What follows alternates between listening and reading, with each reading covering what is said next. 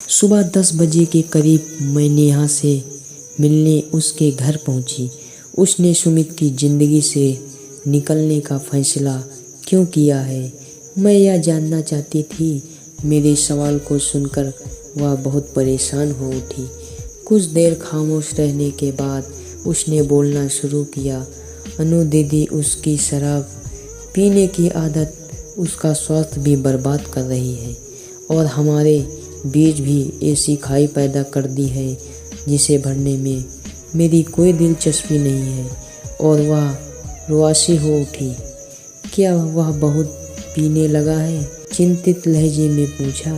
दीदी, सूरज डूबने के बाद उसके लिए शराब पीने से बचना संभव ही नहीं। घर में उसके मम्मी पापा दोनों पीते हैं। सुमित दोस्तों के यहाँ हो या क्लब में शराब का गिलास उसके हाथ में ज़रूर नज़र आएगा। बिजनेस बढ़ाने के लिए पीना पिलाना ज़रूरी है। वह इस उसूल को मानने वाला है। यह बात अलग है कि अब तक वह अपने बिजनेस में 10 लाख से ज़्यादा रुपए डुबो चुका है। तुम तो उसे दिल से प्यार करती थी। वह तो आज भी करती हूँ दीदी, पर अब उसका साथ निभाना नामुमकिन हो गया है। प्यार में बड़ी ताकत होती है नेहा, तुम्हें हार नहीं माननी। दीदी, आप मुझ पर कोशिश न करने का इल्ज़ाम न लगाओ प्लीज़। उसकी आंखों में आंसू भर आए। मैंने सुमित के सामने हाथ जोड़े, गिड़गिड़ाई, रोई, नाराज़ हुई, गुस्सा किया, पर उसने शराब छोड़ने के झूठे वादे ही किए, छोड़ी नहीं। मैंने उससे बोला छोड़ा तो वह सुधरने के बजाय मारपीट और गाली गलौज। सुमित को 4 लोगों ने पकड़ रखा था। एक नहीं कई बार उसके सामने नेहा हाथ उठाया। अपने मम्मी पापा के साथ खड़ी डरी सहमी नजर आ रही थी।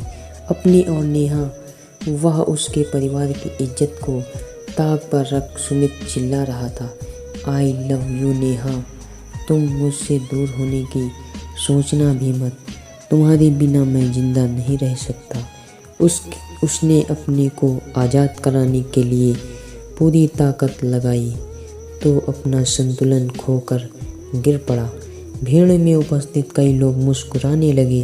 क्लब सेक्रेटरी ने नेहा के पापा से कहा, आप मेरे साथ आइए। क्लब में ऐसा गंदा बेहुदा व्यवहार सहन नहीं किया जाएगा। मैं सख्त कार्यवाही करूँगा। तुम मेरे पास रुको। नेहा सुमित ने खड़े होकर उन सब का रास्ता रोकने की कोशिश की।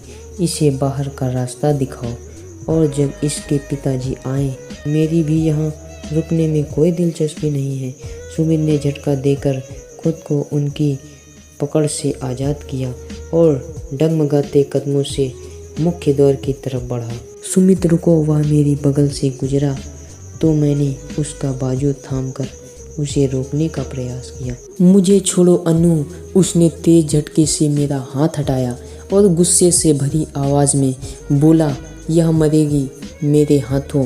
मैंने पल भर को उसकी आंखों में झांका था। आंखों में मुझे जो वहशीपन नज़र आया वह इस बात का सबूत था कि यह इंसान इस वक्त किसी के भी साथ मारपीट और कैसी भी बदतमीजी कर सकता है। दोस्तों, कहानी कैसी लगी कमेंट बॉक्स में ज़रूर लिखें। दोस्तों, चैनल पे नए हो तो चैनल को सब्सक्राइब करें ताकि अगली वीडियो का नोटिफिकेशन आपको मिलता रहे।